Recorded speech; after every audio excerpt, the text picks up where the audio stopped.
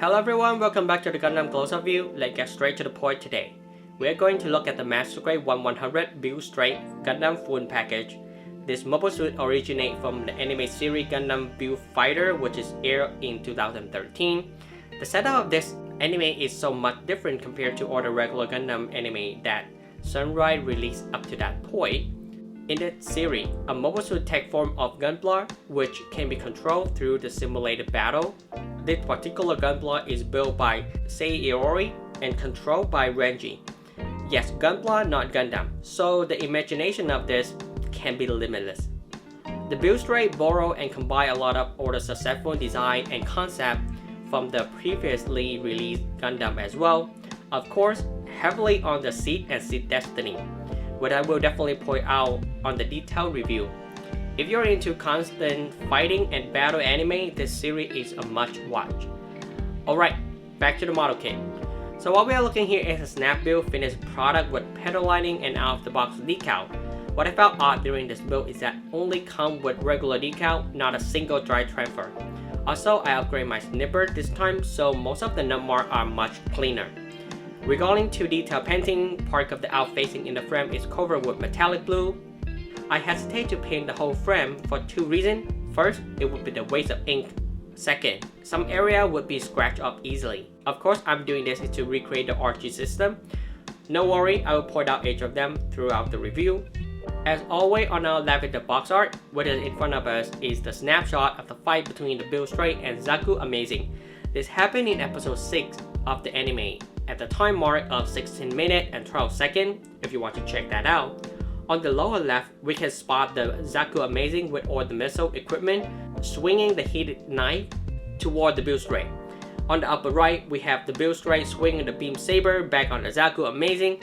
Since this is a full package version, definitely we cannot bypass the build booster on the back. Detail on the wing, cannon, and thruster are vivid. Back to the mobile suit. The head is undeniably cool looking.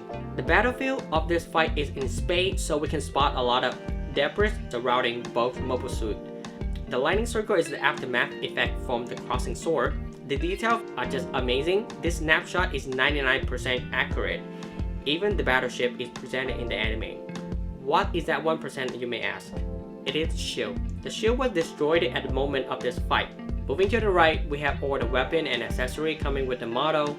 We have the shield, beam gun and its enhanced part, 2 beam saber effect part, a display stand, swappable finger, 1 set of open hand, 1 set of trigger finger, and 3 set of closed feet. Also, we have an adjustable backpack connection part over here.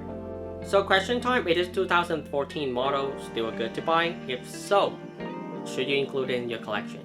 At the time this model was released, the Master Grade Straight Gundam wasn't new anymore, and this model is based on that heavily. However, the new design would combine a lot of older characters, make this mobile suit stand out in terms of playability, especially for the build booster. Of course, the anime was a big boost as well, so let's drill down. First, we have the shield. Layer design is the key here. It looks very plain, but color separation does help to emphasize the layer look. Gray base, then white in the middle, then yellow touch up on the 4 corner, then top up with red. It does come with a lot of small line and circle area, so panel lining would be a plus here. In terms of connection, it has an L-shaped joint that hook up directly to the back of the forearm. On the tip of the shield, there are 2 yellow parts can be opened up, and the barrel looking part does resemble a rifle output. However, I rewatched the whole series and still could not find any reference to this gimmick at all. So here comes the first tip. I cut the side of the big 3 snap joint to loosen it up, because if you ever land your hands on the universal booster, this part will need to be replaced. Next, we have the range weapon of the Build Straight. The pointing angle look run around the gun stylishly, and a lot of small detail will shine through panel lining. There are 2 gimmicks from this beam gun. In order to do that, we have to utilize those 2 interchangeable extension parts. For the extension is for the beam rifle, which is need to open this up, then push in from here to connect with the beam gun. While pushing the beam gun barrel will slightly pull back. In order to secure this connection, the upper part can be slide down and then snap in from here. The sliding part is quite weak, so please handle it with care. Second extension part is the enhanced beam rifle. This part is much more majestic in both size and detail. Rather than just another gray part to fit in with the beam gun color, it comes with white, which is odd. To connect this, slide the whole section out until you can pull it up. Push in from the barrel. Please note that it does not go all the way in, so no need to use strong force here. Next, we just pull out to cover the end of the beam gun and push in to secure the whole weapon. Why not in use? Both can be stored on the shield. The rifle uses part to connect to the shield. The enhanced rifle is attached and slide down to the L-shaped connection joint. In order to hold this weapon, we have to use the trigger finger, pretty much all of them. So next we have the beam saber, very standard. Both beam saber can be stored on the side skirt, which can turn 360 while stored. This feature is actually shown in the anime where Renji occasionally activates the beam saber from the waist as a close range defense attack. Maybe tip number 2, I tried to make the beam saber a little bit more dynamic by using the hobby knife to scratch the surface of the beam effect and bend it a little bit. The end result did not go according to my imagination and it looked more like Rose's spike. But oh well, I tried. Alright, let's move on to the heavy weapon, shall we? This model comes with the build booster, which is where the large beam cannon is mounted on. Before we head into the detail, a couple of detail painting I would like to point out. Obviously, the chrome on the front vane and booster. Here in the front, which I messed up a little bit. On the back, only the rear booster received the chrome treatment. Another color separation I did is on the 3 small wings here. I choose baby blue to break out the very bluish backpack. Tip number 3. Most of the parts I paint are separate pieces except the cockpit vent, so painting them before snapping on together would be great. There are a ton of panel line and it brings out all the fine detail of the backpack, so take your time on it. What we are looking at is the flight mode. It has 3 built-in landing gear.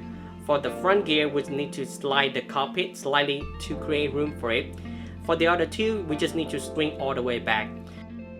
The 2 beam cannon pointing in front is held up by an extension joint plus ball joint, so its mobility is quite free, which is great for posing.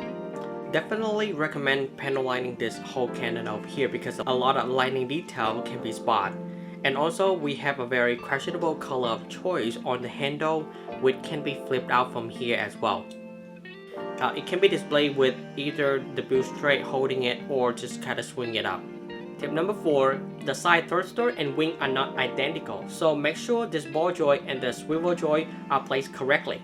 Otherwise, the thruster will have a tilt down angle and the wing can't really flap up. Onto the wing, beside the main wing which can swing up and down within a wide range, the first small wing can move independently as well. Both of those gimmicks combined with the previously mentioned joint, the wing can pose anywhere we want pretty much. So let's move on to the transformation. First we align the extension joint on the cannon, then swing the back landing gear all the way to the front. Then reposition the extension joint so that the whole cannon is pointed backward.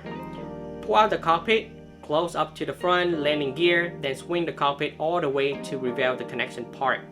Be careful on this wing because it's a little bit tight. Turn the side thruster 90 degrees up, then swing the main wing up to show all 3 small wings. Then just attach this to the build strap. If you prefer, you can just keep the booster and wing the way it is when it was in flight mode. As mentioned earlier, this booster takes on a lot of great elements from other oversuit, especially those from the Seed and Seed Destiny series. And here's the list. The horizontal spreading flight mode from the Adjusted and Infinite Adjusted Gundam, the cannon and main wing spread along with small wing from the Destiny Gundam. Here comes another selling point of this backpack is that it comes with adjustable backpack connection. So Bandai provides us a good amount of adapter.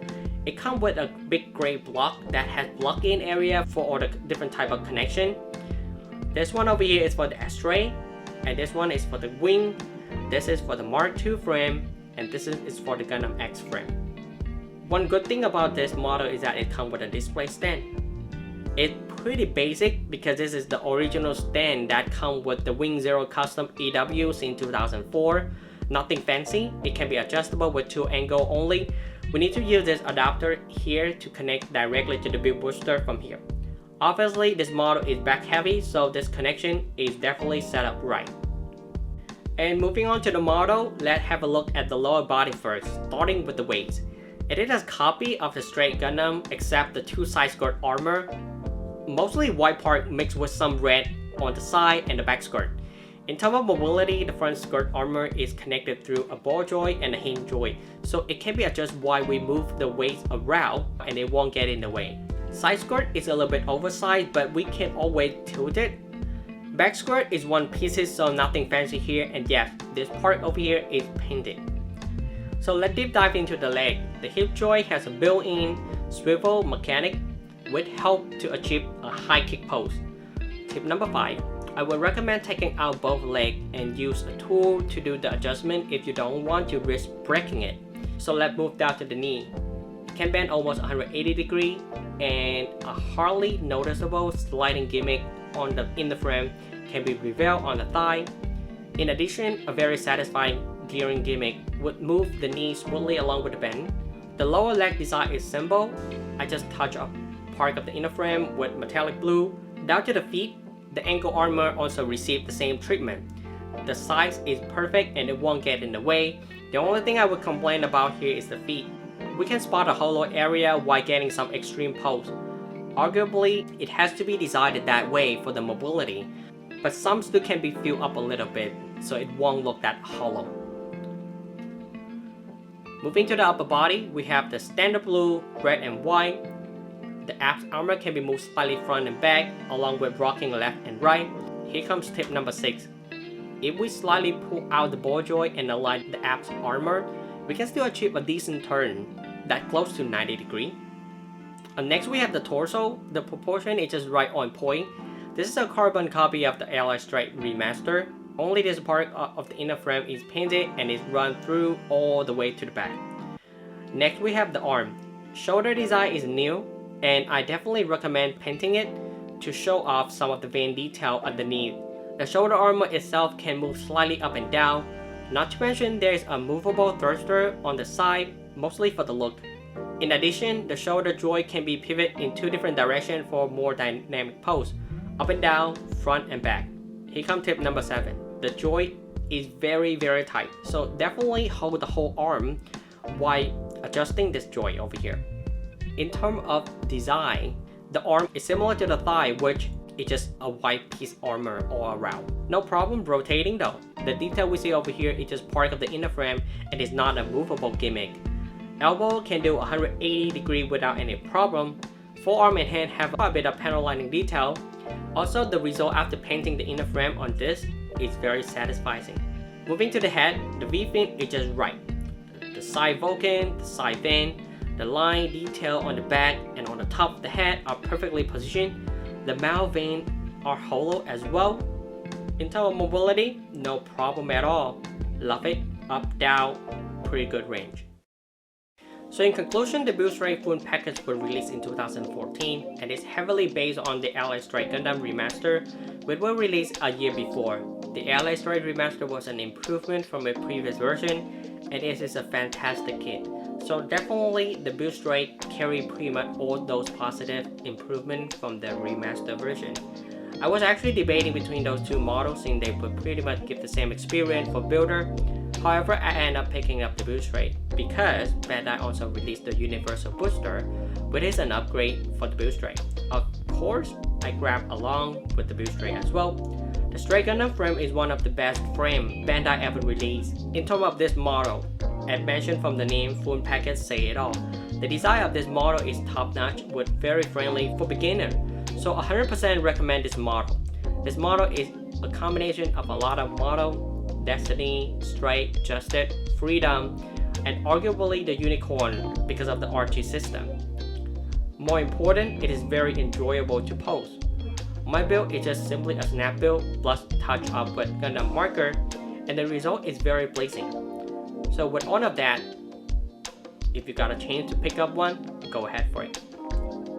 Thank you for watching. If you enjoyed the video, please subscribe, share, and hit that notification button. And bye bye, and I will see you next time.